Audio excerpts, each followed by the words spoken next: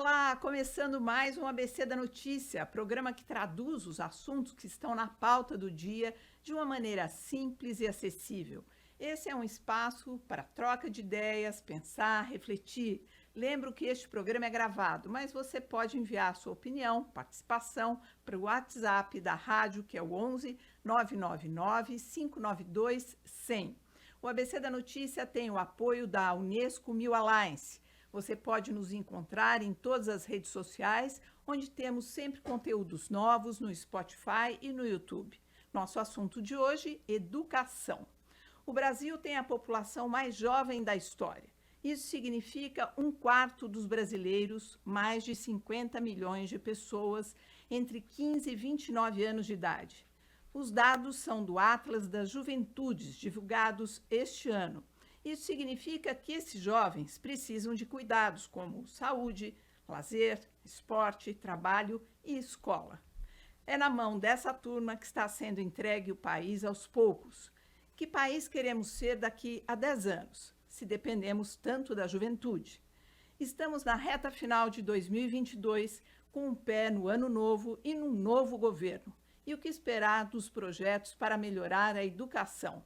Quero dar boas-vindas ao Alexandre Sayad, meu companheiro aqui de toda semana, jornalista, especialista em educação para as mídias, e perguntar quem são os convidados de hoje. Alê? Oi, Polly, obrigado. Olá a todos. Bom, a gente gosta de falar de educação, mas eu acho que sempre nessas horas é bom trazer quem está aqui, quem está lá, né, na linha de frente, com a mão na massa já há muito tempo, né? Então eu dou as boas-vindas a Maria Eduarda Sawaia Kakai, que é diretora de escola e membro do Conselho Estadual de Educação aqui de São Paulo, ao Wilton Ormundo, que é professor, diretor de ensino médio, né? É um dos maiores produtores, aí, escritores de livros didáticos de língua portuguesa do Brasil, né? Esse é um assunto que aí vem importante, tanto a matemática, acho que a Cacai vai direcionar para a gente aqui, quanto a língua portuguesa, a linguagem, a língua portuguesa é um assunto aí importante nessa transição.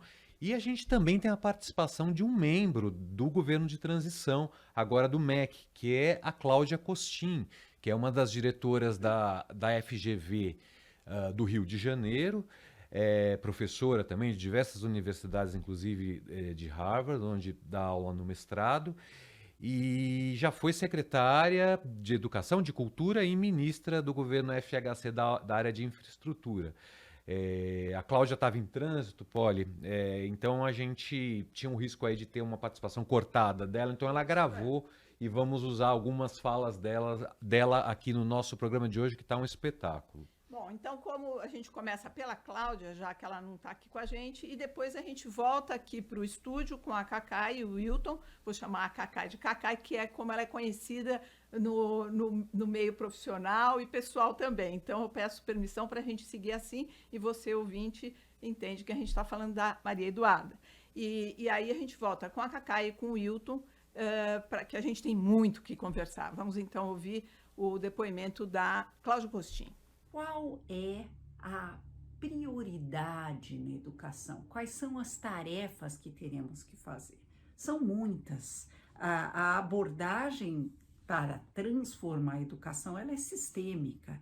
Então, nós vamos ter que olhar para formação de professores, para a atratividade da carreira, vamos ter que evitar a fragmentação de contratos e vamos ter que garantir tempo para uma educação mão na massa. Há uma solução para isso, é progressivamente colocarmos todas as escolas em turno único, uma educação integral, ou seja, do ser humano inteiro, em tempo integral. Com a escola tendo não apenas aulas, mas oficinas, muita arte, esporte e educação mão na massa. Isso também envolve, se a gente quiser garantir equidade, ou seja, igualdade para todos com altas expectativas de aprendizagem, dar mais para quem tem menos, ou seja, olhar para a educação infantil, para a educação na primeira infância, como uma niveladora de diferenças socioeconômicas no desempenho escolar futuro. Bom, gente, a Cláudia Costin, ela propõe aí 2 pontos que eu gostaria de saber se vocês concordam, que é basicamente a escola em tempo integral para todo mundo e formação de professores, fazer essa carreira também se tornar mais atraente. Isso seria o foco aí para a largada do novo governo na área de educação. Então, essa é a opinião da Cláudia. Eu gostaria de ouvir a opinião de vocês, começando por você, Cacai. Boa tarde, Polly. Boa tarde, Alexandre. Boa tarde, Wilton. Eu não poderia concordar mais. A gente, o programa a Escola em Tempo Integral, né, que tem tido uma excelente implementação no estado de São Paulo, já mostra resultados bastante relevantes em termos de notas no SARESP, que são o dobro da evolução dos alunos em tempo regular, né? E além de tudo, a escola como o espaço do cuidado, né? Então, quando a gente pensa na educação pública, né, e nas crianças que ela atende no Brasil, a escola, ela não só é o espaço, né, da aprendizagem, do ensino e da aprendizagem, mas também do bem-estar do aluno, do acolhimento, do cuidado, muitos até, né, em muitas escolas, em muitas regiões, municípios, o lugar onde a criança melhor é alimentada, né? Então, a escola em tempo integral, ela tem outros benefícios que vão além da melhoria só da aprendizagem, né? Mas também do bem-estar do aluno. Wilton, sua opinião. Levando em conta, gente, só que uma coisa, que isso requer mais escola do ponto de vista físico, porque os alunos vão, né? Você não vai poder fazer turno contra turno, você vai ter que estar todo mundo lá. Então, quer dizer, não é fácil, né? Wilton, desculpa, te interrompi, eu só queria lembrar um pouco desses outros recursos. Acho que você traz um ponto importante. Boa tarde a todos e todas aqui. Acho que você traz aí, algo importante, né? Quer dizer, porque você falar em escola em tempo integral significa você pensar num planejamento que dê conta disso, né? Eu me lembro que quando surge aí a lei que estabelece o surgimento do novo ensino médio e quando a Base Nacional Comum Curricular é homologada em 2018, a base do ensino médio é essa que eu me refiro, né? Começou-se a se falar muito sobre essa questão da escola em tempo integral e tal, mas pouco se falava sobre o que, do ponto de vista operacional, se faria com que essas escolas têm 2 turnos, né? Essas crianças todas que estão dentro de uma escola, que provavelmente está perto do bairro delas, para onde elas iriam, né? Porque elas precisariam ir para um outro prédio, já que aquele prédio estaria ocupado o dia todo com as crianças de um dos turnos, né? Então, acho que tem aí uma questão operacional e um desafio bastante grande para o governo, que é como é que você faz para dobrar o número de prédios em muitas cidades, né? De modo que você possa dar conta aí dessas crianças, desses adolescentes em tempo integral. Mas, inegavelmente, a escola em tempo integral, ela, pensando na perspectiva do que a Base Nacional Comum Curricular, esse documento muito importante, que é homologado em 17 e 18, traz, a escola em tempo integral, para dar conta dessa educação integral, ela seria absolutamente urgente. Alexandre. Eu gostaria de chamar a atenção para um outro ponto que a Cláudia traz, que é da equidade, né? Essa palavra que ela usa, e ela faz questão de diferenciar lá de igualdade, né? Igualdade de acesso significa pegar todo mundo e dar acesso à escola, coisa que o Brasil, aí na linha do tempo, fez muito, né? A equidade é você dar mais, ela define de um jeito muito legal, você dá mais para quem tem menos. É você equalizar essa entrada. O que significa? Alguém que tem menos condições, por exemplo, de acesso cultural, acesso social, que mora na periferia, onde não tem dinheiro para ver o Netflix, para ver um filme, para ir no teatro, você precisa dar esse acesso para ela entrar no mesmo nível de alguém que tem esse acesso, né? E para isso, a equidade custa dinheiro, né? Acho que esse é um ponto que eu queria trazer só para falar, mas eu queria depois direcionar uma pergunta para eles, que é: será que a gente precisa de mais recurso para promover a equidade? Quer dizer, promover a equidade significa gastar mais com quem precisa de mais para entrar na escola mais bem preparado e atingir, vamos dizer, tem a mesma potência de atingir um ponto de aprendizado que um aluno que está numa boa escola, privada, etc. Né? Aquele aluno que recebe, para ele é ofertado muita coisa que o estimula. Isso o estimula, e não só isso. Acho que aqui a gente está tocando no ponto da diversidade também. Quem tem dificuldade de aprendizagem, né, específica ou não, quem aprende de maneiras diferentes. Quando a gente fala de equidade, é pegar toda essa diversidade do Brasil e fazer com que todas essas crianças comecem de um ponto igual de acesso, ou seja, que todas tenham um acesso, por exemplo, de repertório cultural igual, para começarem do ponto igual e terem a mesma possibilidade de chegar lá, de ter um bom emprego, né, de ter uma boa vida depois que terminar todo o ciclo de estudos, né, de ter uma profissão que se realiza, né? E aí a minha pergunta é, qual o peso na equidade nessa nova... se a gente considerar a educação, qual é o peso na equidade? Da equidade nessa equação? Eu queria começar pela Cacá e depois o Wilton também. Mas o peso como, assim? Que atenção a gente precisa dar para isso? Sabe, Alexandre, eu acho que você tocou num ponto aí super interessante, né? A equidade, eu acho que é isso mesmo, né? Mas eu complementaria um pouco não só chegarem no mesmo ponto, mas de fato eu entendo a equidade como oferecer as oportunidades necessárias para que cada um tenha as mesmas não oportunidades novamente, né, mas que de fato todo mundo consiga aprender, todo mundo consiga, né, todas as crianças do Brasil consigam desenvolver o seu potencial. Então, quando a gente fala em equidade e pensa nos casos de inclusão, né, de fato sim, é o que você falou, é oferecer mais, é fazer um programa diferenciado, um plano individual de aprendizagem para aquela criança em caso de inclusão. Aquela criança que tem um repertório menor em casa, né, seja de leitura, porque a família não consegue propiciar isso, sim, a equidade, né, o princípio da equidade defende, né, e eu defendo bastante isso, de que essa criança então seja ainda mais estimulada na escola. E a equidade tem um custo, né? A equidade, do meu ponto de vista, é um pouco até o reverso, né, dessa cultura meritocrática que às vezes a gente também acha bacana, né? E não, a equidade tem um custo porque a equidade significa promover as oportunidades equivalentes para todo mundo, né? E não é igualdade, porque as pessoas partem de pontos diferentes. Não sei se o Wilton concorda aí comigo. Eu concordo absolutamente com você, porque assim, a meritocracia funcionaria se a gente tivesse na Suécia, né? Assim, em que as pessoas de fato partem do mesmo lugar.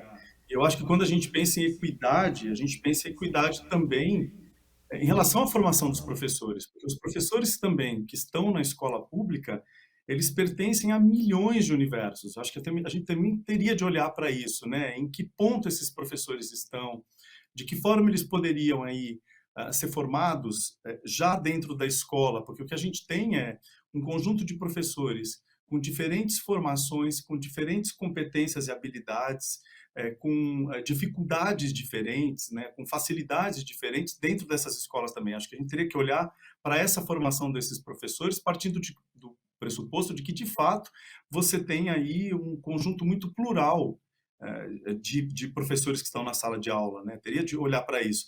Os bons modelos que acontecem nas escolas particulares, a Cacai sabe disso melhor do que eu, são modelos em que, mesmo dentro de uma escola particular em que a gente tem uma certa homogeneidade, né, dos públicos, a gente também olha para essas crianças, para esses adolescentes, com as suas singularidades e com as suas dificuldades diferentes, e para isso cria mecanismos para que eles possam estar mais ou menos nos mesmos lugares, né? Isso, obviamente, deveria ser feito na escola pública, com os imensos, assim, os hercúleos desafios que uma rede gigantesca oferece.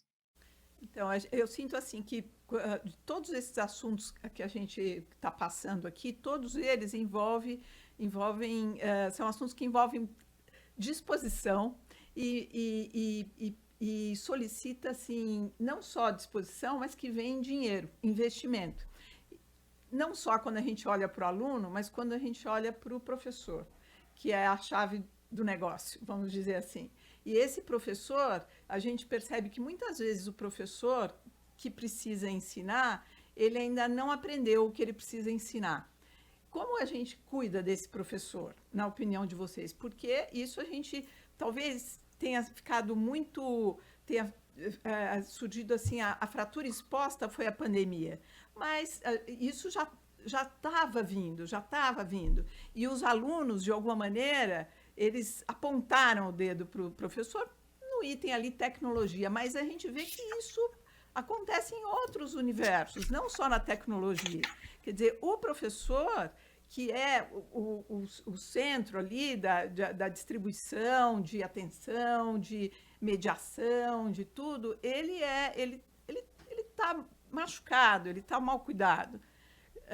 Então, tudo isso, de novo, requer investimento, um cuidado, uma dedicação, mas muitas vezes ele, coitado, que está ali, que ele precisa ensinar uma coisa que ele ainda não aprendeu. Ale.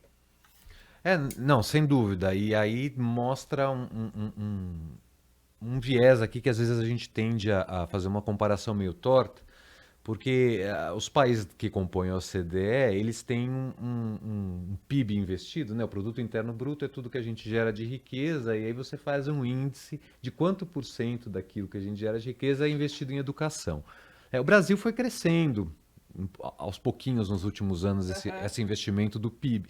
E muita gente fala, olha, a gente está gastando muito dinheiro com educação, sobretudo os ortodoxos dizem, está gastando muito dinheiro com educação e não está dando resultado.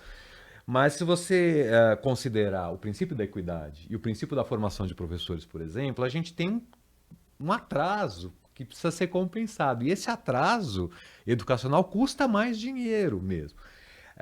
Começa por aí, esse é o ponto número 1. Então, sei lá, a Argentina e o Chile investem até mais que o Brasil. São os dois únicos que investem mais que o Brasil na América Latina em termos de porcentagem do PIB. O Brasil é o terceiro. Mas tem uma terceira questão, que é a gestão desse dinheiro, né? Quer dizer, se comparado por aluno, o custo do aluno brasileiro é bem mais barato que a maioria dos países da OCDE, ou seja, o dinheiro se perde nesse caminho. Quer dizer, há um desembolso que o dinheiro fica pelo caminho. Fica pelo caminho na burocracia, na corrupção e não chega no aluno. O custo do aluno, por exemplo, de um aluno de ensino médio no Brasil... Gasta mal, seria isso. Gasta mal e deveria gastar mais. Gasta pouco, gasta mal. Gasta pouco também, eu acho. Porque a gente, para corrigir as distorções, a gente vai precisar de mais recurso, é o que se provou em todo esse debate que está tendo nessa transição aí, né? Bom, nós dois estamos aqui discursando, eu gostaria de ouvir os nossos convidados. Porque a gente está tão envolvido com esse assunto, os dois aqui. Gostaria de ouvir vocês, porque a gente centrou aqui, o nosso alvo foi muito os professores, porque inclusive o Atlas das Juventudes, os alunos falam, eles colocam isso, que o professor é o alvo, que é como se o professor não conseguiu, eles falam na qualitativa, ele não conseguiu se inovar, acompanhar as mudanças. Eu acho que tem esse aspecto de gastar-se pouco e gastar-se mal, isso é de fato uma fórmula para o fracasso, né, do que a gente chama de ensino.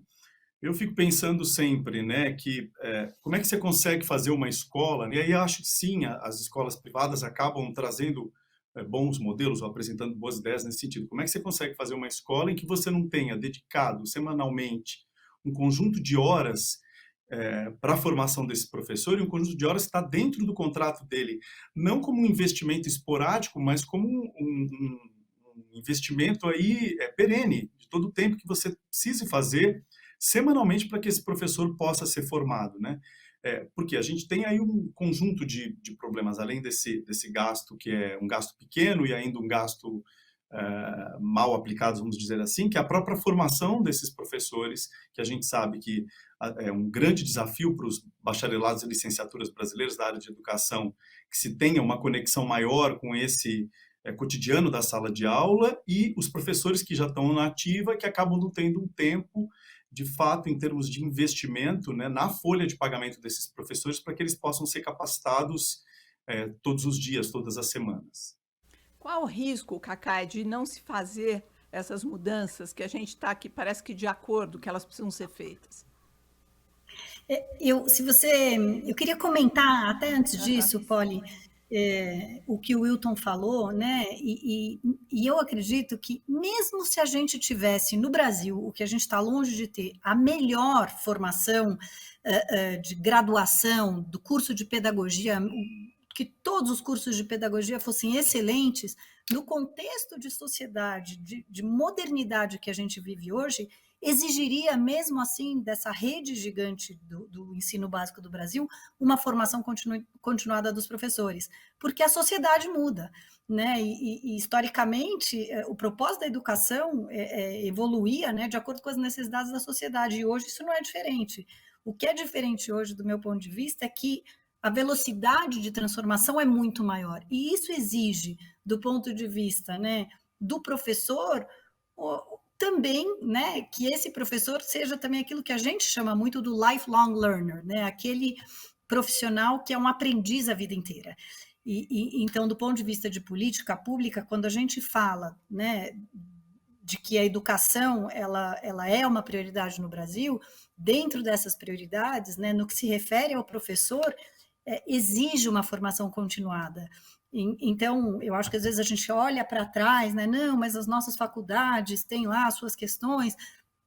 Isso tem mesmo, em qualquer país tem. A gente precisa olhar para frente, entender, bom, como é que a gente vai, da onde esse professor se encontra hoje, né, garantir que ele melhore, né? E o segundo ponto da formação dos professores, eu acho que é o cuidado, como você falou, Polly, o cuidado na carreira, o cuidado não só da carreira, mas do dia a dia desse professor, que estrutura ele tem para trabalhar. O professor é um herói em muitas salas de aula, né? Ele é desrespeitado, ele trabalha em condições que às vezes não são boas, né? Então, como é que... Eu acho que são esses 3 pontos, né? É a formação continuada, o cuidado, né, com a estrutura de trabalho que é oferecida, com as condições de trabalho que é oferecida para esse professor, que são oferecidas para esse professor, e a valorização da carreira do professor. E qual é o risco? O risco de não se fazer isso, do meu ponto de vista, é uma tragédia absoluta, né? Eu acho que se o Brasil não se focar imediatamente, né, e de fato não só elaborar políticas públicas, mas traçar um plano de implementação de muita consistência e que perpasse as trocas governamentais, porque a educação é uma questão de longo prazo e não tem um país que viu resultados relevantes, né, para a sua população em menos de 10, 15 anos. Você pega o exemplo da Coreia, foram 20 anos.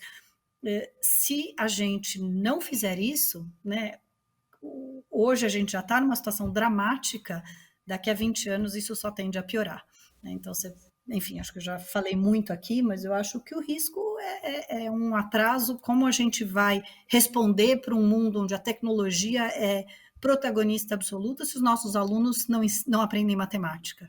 Se a gente está nessa situação dramática de resultados do PISA no ensino e aprendizagem da matemática no Brasil. A matemática é a base para o pensamento da ciência de dados, para a inteligência artificial, para a programação. Enfim, o risco é gigante.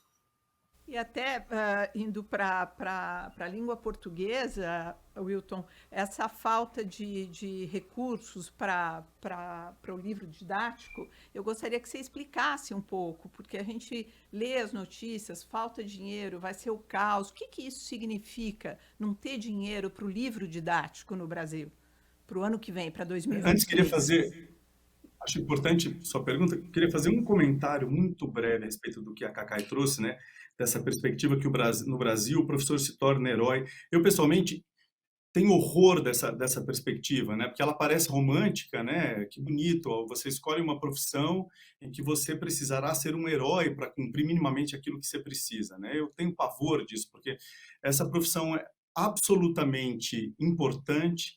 Ela requer um conhecimento técnico gigantesco, ela requer aí, como a Cacai muito bem disse, uma atualização constante, porque você vai sendo atravessado pelo mundo, né? Você como educador, e na sua frente estão os alunos que estão se transformando na sua frente. Eu não conheço outra profissão que tenha essa perspectiva, né? O Brecht fala, no final do primeiro ato do Galileu, Brecht fala que é infeliz do povo que precisa de heróis, né? Então, assim, nessa perspectiva, que ruim que a gente tenha aí a ideia de que um professor precisa ser um herói, embora eu entenda perfeitamente o que a Cacai traz, porque as condições são tão adversas, tão desfavoráveis, que só atos heróicos fazem com que ele cumpra minimamente aquilo que ele precisa, né? Sobre os livros didáticos, essa pergunta que você me faz, eu acho que cortes em verbas de livros didáticos, para um país como o Brasil, talvez se o Brasil tivesse uma outra estrutura, não seria tão terrível, né? Com professores com mais condições de trabalho e tal, mas no caso do Brasil é absolutamente trágico, né? Já que a gente está aí no campo do herói. Por que trágico? Porque se a gente tem um país em que os professores aí têm questões severas em relação à formação e a elementos mínimos para que eles possam desempenhar sua função, o livro didático no Brasil, e esse programa, que é um programa importante, né, o PNLD, Programa Nacional do Livro Didático, ele surge no Brasil na década de 1930, e ele tem uma função importante, que é uma ferramenta que, de alguma forma, coloca os professores mais ou menos no mesmo lugar, até do ponto de vista curricular, né? Então, você tem livros distribuídos neste país continental, livros que passam aí por um rigor técnico grande, podemos falar sobre isso daqui a pouco, e se você não tem nem esses livros, né, dos quais os professores partem, pensando do ponto de vista do currículo, ou pensando do ponto de vista de um conjunto de habilidades e competências que você precisa desenvolver a partir desse currículo, aí você tem uma tragédia. Eu não consigo achar uma outra palavra que não seja essa. E eu queria incluir duas coisas. Putz, não sei se vai dar, mas eu gostaria de incluir. Primeiro, o corte no orçamento do Ministério da Educação para pesquisa. Hoje a gente viu várias notícias de que essa semana que o dinheiro para pesquisa, que é o último grau assim assim como se fala, no percurso do estudante, é quando ele termina a universidade, ele vai fazer uma pós-graduação, aí ele vai para a pesquisa, e aí ele consegue uma bolsa, gente, no máximo de R$ 2.200 por mês, e não pode fazer nenhum outro trabalho, porque ele fica ali dedicado à pesquisa. Então, esse dinheiro foi cortado, e essas pesquisas são 200 mil pesquisas, foram canceladas no Brasil, 200 mil pesquisadores que estão sem esse trabalho. Agora, isso não é uma especialidade desse governo. Os dados do Observatório do Conhecimento dão conta que são 60% da pesquisa foram cortados desde 2014, desde o governo Dilma. É um impacto muito grande. Então, assim, tem pesquisas muito importantes com o vírus da Covid, o coronavírus, que foi mapeado com um trabalho desses. Quer dizer, as pessoas falam, imagina que a gente vai gastar imposto aí para o pessoal ficar fazendo mestrado. Não se trata disso, trata de pesquisa. É trabalho sério, é trabalho que faz diferença no nosso cotidiano. Esse dinheiro está sendo cortado. Isso mostra muito. Eu gostaria de ouvir aqui os nossos convidados e você, Alexandre Sayad, o que revela sobre um país um dinheiro de pesquisa que é cortado assim na foice, do jeito que a gente viu esse corte esses últimos dias, que me doeu assim na alma ver isso acontecer, ver jovens assim que dão sangue, recebendo R$ 2.200 por mês para se dedicar integralmente para pesquisas importantes. Tem uma menina aqui, inclusive, gente, ela faz uma pesquisa no Instituto do Câncer, assim, tem que ficar ali observando o comportamento do vírus, teve que parar de ir, uma coisa absurda. A universidade, o ensino superior, vem tomando pauladas sistemáticas aí nos últimos anos, em cortes de orçamento, né? Não só nesse governo, você tem razão. O Ciências Sem Fronteiras, um programa que acabou, onde os jovens de baixa renda iam estudar no exterior, CNPq. que era excelente, CNPq, etc. Esse impacto, a ideia de você financiar a pesquisa é que não existe um país no mundo desenvolvido que não tenha bom pesquisador, que não tenha desenvolvimento de pesquisa. A gente não retém os talentos. A gente não retém os talentos. Então, assim, não é pagar a bolsa do outro, é você melhorar o país que você vive e impactar no desenvolvimento econômico do país inteiro, inclusive melhorar o seu cotidiano, né? Então, esse impacto... Ciência traz conforto para a vida da gente, né? Mas acho que essa situação... por exemplo, a Federal de Minas Gerais ter R$ 71 em caixa esse mês para pagar tudo, acho que a gente nunca passou. Cacá e Wilton, gostaria de ouvir vocês rapidamente. A gente está com um tempinho super estourado, desculpa, mas vocês são bons, a gente gosta de falar, já viu? Deu errado. Olha, eu acho que é muito simples, né? o investimento em pesquisa e desenvolvimento é uma das chaves para que um país possa alcançar inovação e desenvolvimento, né? Então, a hora que tem esses gastos, o governo está dando um recado muito claro, né? Educação não é prioridade no Brasil, pesquisa não é prioridade no Brasil. E de novo, né? Acho que a gente está sendo talvez um pouco repetitivo aqui, mas é uma tragédia. É uma tragédia, porque tanto na pesquisa aplicada quanto a pesquisa científica pura, que abre portas, né, para inovações e para descobertas que não são antecipadas no momento da pesquisa, mas porque você fez essa pesquisa, algum dia o país vai ser capaz de né, caminhar um passo acima aí no seu conhecimento. Então, acho que a gente está aqui de fato, fechando a porta para ampliar o conhecimento como país, como nação. A gente está escolhendo, estamos no momento de escolher que país que a gente quer ser, né? Que história que a gente quer contar. Wilton. Eu, na verdade, eu gostaria de deixar mais uma pergunta, né? Eu acho que essa pergunta responde, porque também é com perplexidade que eu ouço essas notícias há anos no Brasil, né? Esses cortes para pesquisa, né? Eu queria, a pergunta que eu deixo para todo mundo pensar aqui que está nos ouvindo, né? E vocês eu queria o exemplo de um país desenvolvido que não gaste muito dinheiro em pesquisa. Só um. Queria só um exemplo, né? E uma outra coisa que eu coloco é que esses cérebros, essas pessoas, né, altamente qualificadas, que pesquisam coisas como essa que se apontou, dessa moça que pesquisa câncer, eles vão embora do Brasil. Isso é um prejuízo, gente, de décadas. Assim, é terrível. Gente, nós já investimos nessa pessoa quando ela estuda na USP, que é uma escola pública. A gente já fez um investimento nesses talentos, né? Então... É isso que eu me refiro, exatamente, né? Quer dizer, você tem de pensar numa perda de gerações, né, Cris? Não é simplesmente alguém que sai, é alguém que, como você disse, né, fez pós-doc na USP. Quanto tempo demora para você fazer o teu bacharelado, depois o mestrado, o doutorado, o pós-doc, e depois você vai embora? Eu gostaria só para encerrar mesmo um último comentário de vocês da pesquisa do Atlas das Juventudes. Eles falam o seguinte, os jovens, eles falam que eles querem uma revolução na educação, alunos do ensino básico.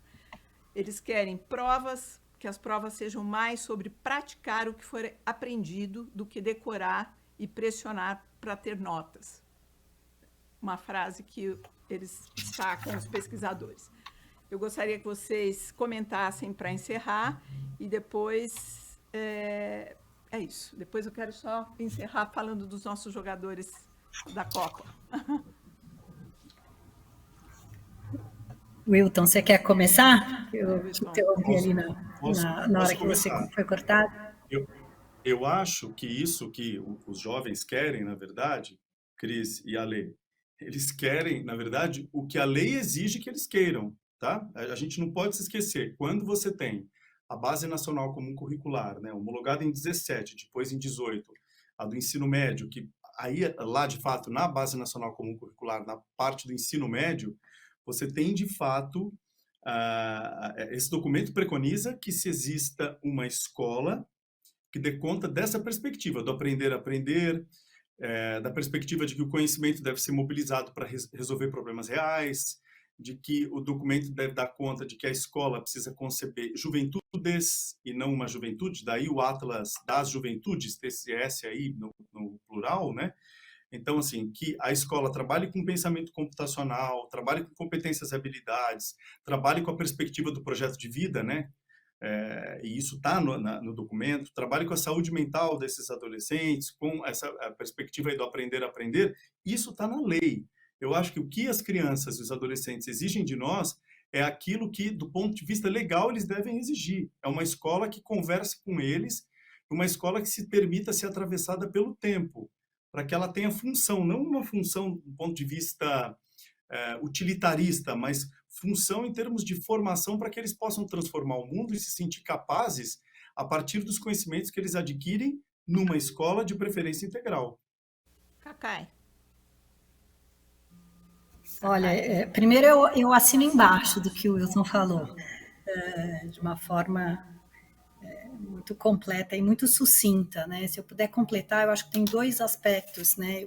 O que esse aluno está pedindo, ele está pedindo para que a escola tenha ele no centro, né? A ideia da centralidade do aluno é sobre a formação do professor, o professor traz esse ensino, mas é sobre a aprendizagem que esse aluno está querendo ser avaliado, né? Sobre essa aprendizagem que é prática, que é para a vida, que é transformadora, que dá a ele repertório de conhecimento, de habilidades, de competências, de cultura, para que ele possa, como o Wilton falou, de fato, transformar o mundo, né? Eu acho que esse é um ponto fundamental.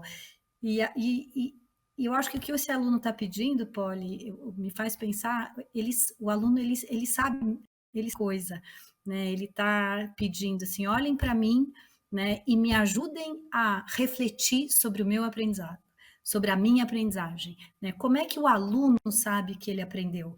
Porque quando a gente fala, né? E a gente comentou um pouco no começo essa questão da diferenciação, da equidade, voltando um pouquinho, né? Para o começo da nossa conversa. Cada aluno é um aluno, então o que ele está dizendo é assim, não me põe só uma prova e eu vou ter que passar, olha para mim e me ajuda a refletir sobre a minha trajetória de crescimento e de desenvolvimento acadêmico e social, né, e como ser humano.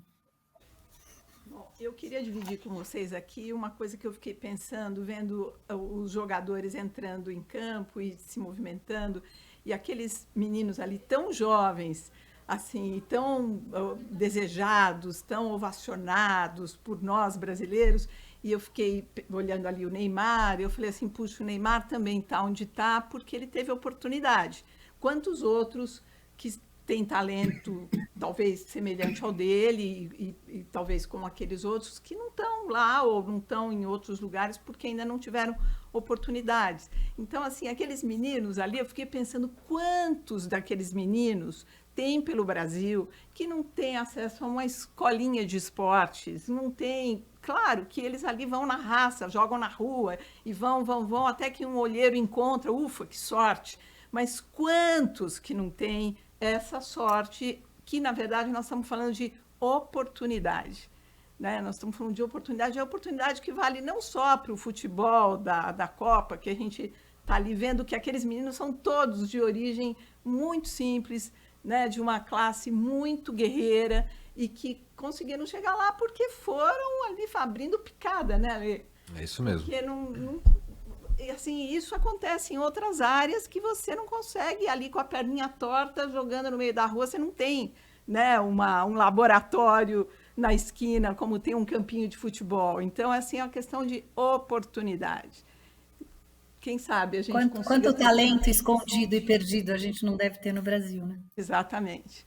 Então é isso, gente. Eu acho que o conceito, isso muito rapidamente, acho que o que você traz, Cris, é importante, porque a gente está dentro do conceito de liberdade, né? O que é dar liberdade para alguém? Você cria um ferramental tão grande de experiências que essa pessoa passou, que atravessaram, que aí ela pode fazer escolhas. Liberdade é isso. Autonomia, né, Wilton, de certa maneira. O que essas crianças e adolescentes têm no Brasil é uma privação absoluta da liberdade delas. Gente, nosso tempo chegou ao final. Eu quero agradecer a participação de vocês hoje imensamente. Foi muito legal. Pena que o tempo é curto, porque a gente passaria aqui... eu estava falando para a Lê, puxa, a gente podia até fazer mais um programa, mas não dá, infelizmente. Eu quero agradecer muito a diretora de escola e membro do Conselho Estadual de Educação, Maria Eduarda Savaia, a Cacai, a nossa Cacai, do diretor pedagógico, professor de língua portuguesa e autor de livros didáticos, Wilton Ormundo. Muito obrigada. Agradeço sempre a você, meu amigo e companheiro aqui de ABC, Alexandre Sayad. Agradeço também a colaboração na produção executiva da Mônica Quezan pela Band News FM. O apoio operacional foi do Gustavo Giovanni e a coordenação foi do Renan Suquevicius. Lembro que esse programa tem o apoio da Unesco Mil Alliance. Eu sou Maria Cristina Poli e este foi o ABC da Notícia, que você encontra em todas as redes sociais e nos ouve também pelo Spotify. Tchau e até a semana que vem.